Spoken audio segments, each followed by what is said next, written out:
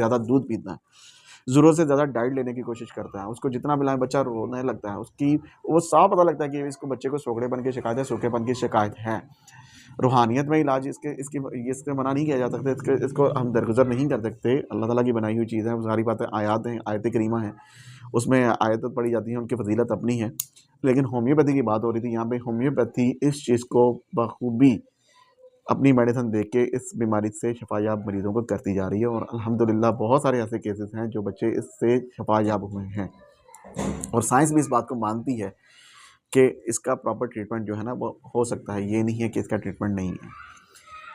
Calcium के शरबत दिए जा सकते हैं, विटामिन डी की डेफिशिएंसी ठीक की जा सकती है, प्रॉपर खुराक उस बच्चे की निगहदाश्त की जा सकती है, बच्चे को प्रॉपर निगरानी की ज़रूरत पड़ती है। इसके कुछ टेस्ट होते हैं वो लाज़मी करवाए जाते हैं, करवा के सीबीसी उसके ब्लड की जो